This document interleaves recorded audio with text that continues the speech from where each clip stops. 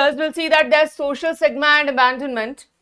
We have social stigma and abandonment. And apart from that, we also have a late diagnosis because only 55% of the women with persistent cough actually seek help. They're not even seeking help because it is like, okay, it is just a cough. If she makes a big deal out of it, everybody will be like, oh, she's a woman. That's why she's making a very big deal out of it. It is nothing, right? So such social stigmas like, okay, if you are coming up with problems, that means you're weak. Such perceptions have led women to act strong even when they need help. This mentality has come forward in many diseases, and because of that, they're not getting diagnosed on time, and because of that, they're not getting well treated, right? Exactly. And then there is misdiagnosis also of EPTB because women are more likely to suffer from extrapulmonary TB, which doesn't get easily detected and hurts the genitals as well.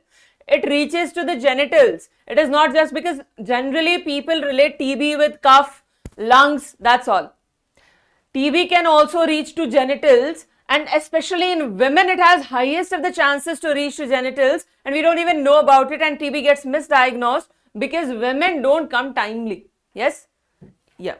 Then there is nutritional neglect because in the nation it has been seen the nutritional gap of man and women. Women don't get that level of nutrition as is required by their body. Because of that, they are getting prone to many diseases. Yes? Exactly.